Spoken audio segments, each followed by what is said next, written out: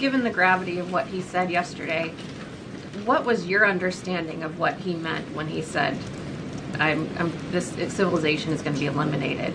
I think it was a very, very strong threat from the President of the United States that led the Iranian regime to cave to their knees and ask for a ceasefire and agree to reopening the Strait of Hormuz. So it was a very strong threat that led to results. And as the Secretary of War stated at the Pentagon this morning, it was not an empty threat by any means. The Pentagon had a target list that they were ready to hit go on at 8 p.m. last night if the Iranian regime had not agreed to open the strait, which they did. The Iranians came on their knees. Again, the whole point is the propaganda, the imagery, and the characterizations to all try and make Donald Trump look like a superior human being because he's not. That's the whole purpose here. But Caroline Leavitt there is still trying to push this whole narrative that when they came to the table, we forced them with this threat of the murder of an entire civilization. And then that's when things changed. Boy, did they get scared. And don't worry, we were going to murder an entire group of millions of people with I'm not sure what. They didn't really want to say. But her narratives there are falling more and more on deaf ears. One of those deaf ears is Megyn Kelly. I feel like Leavitt should have probably had a little bit of a consultation with Megyn before she talked about how they came through with all of their objectives. You got to say the deal sounds very much like surrender on our part, which I'm in favor of. I mean, great. This needed to end. Ugly or any other way. It needed to end. It was folly to begin with.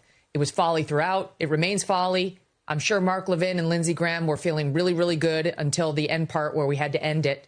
And now they're very, very angry. Mark Levin was practically in tears on Fox News last night because we didn't see it through, I guess, with the nuclear bomb that we were going to drop on Iran. We didn't go in commando style and seize all the uranium. The Iranians proved to be tough MFers. And they realized that they had something far more powerful than a nuclear bomb. They had control over the Strait of Hormuz. And Trump was warned prior to getting involved in this conflict by the chairman of the Joint Chiefs that they were not likely to collapse easily and that they probably would maintain control of the strait and could cause a global economic panic. And he didn't listen. Megyn Kelly's not very happy about the wrap up of this war. I'm sorry, it's not wrapping up. We're at a ceasefire moment when Israel is not following that ceasefire. I don't know, maybe someone can convince them. But still, I think the main portion we can take from this is that Megyn Kelly points out that this sounds like a surrender. We look weak AF. She wasn't even done. You know, we've already learned this. Trump watched us learn it. And so what led Trump, at 79 years old, to sit in there in that Situation Room when Bibi Netanyahu was seated as an equal? Yeah. Trump didn't even sit at the head of the table.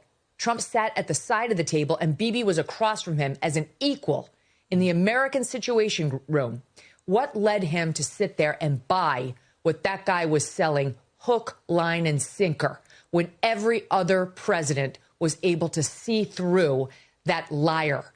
What was it? Because he was told the next day by our own top advisors, from the chairman of the Joint Chiefs to the Secretary of State to the vice president, that these are lies and that these objectives are not going to be attainable. Don't believe him. We might be able to wipe out the Ayatollah, not regime change. I mean, she's kind of telling the truth, except for her weird, her surprise that Donald Trump would walk in a room and get fooled, bamboozled by Benjamin Netanyahu.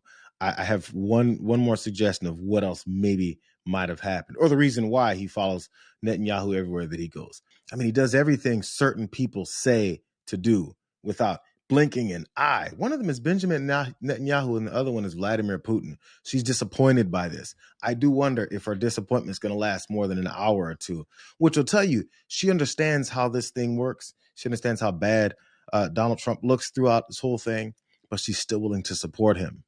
But maybe, look, there's the last part. Like, she's not done going in. Saying no, not good, to Tuesday saying very workable. We can do it, as a means of saving face to bail off of his insane threats about annihilating an entire civilization.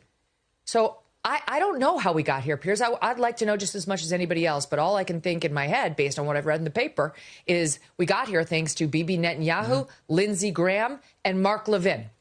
And ultimately President Trump. That's not to take agency away from the president, who was bamboozled. I don't know why. He was too weak to say no. He was too gullible to see through the lies. one way or another, he allowed himself to be pushed into this insane conflict. There's one more reason in reality of how we got here. Sure, Mark Levin, sure, Lindsey Graham, sure, Benjamin Netanyahu, and also as she finally came around to, yeah, sure, Donald Trump has this small one, but he has a brain, and he also makes these decisions, and he brags about it even when he loses, which is like all the time. Hey, here's another reason that we got ourselves here. Maybe this is why she's not asking how we got ourselves here, because along the whole way, people like Megyn Kelly have been rooting for this guy, despite how disastrous his policies are. Honestly, Trump could drop a nuke and I'd still vote Republican over those people because You're they want a Fifth Avenue voter. In some ways, I really am. But honestly, what they want to do is nuke our own country. You know, it's like the open border, what they're doing to children, all that stuff is still they would do it all if put back in power. And I think most Republicans know that. She's a Fifth Avenue voter still. She went through all of that. Now, to be fair, she said all the stuff about she would still vote for him even if he dropped a nuke. She said all that before he threatened, in a way, not specifically, but somehow to take out an entire civilization, which I suppose would mean dropping nukes. She would still vote for a Republican in that realm. But she's pissed that this whole war, that this guy who you put all your trust in and credibility into, is doing this.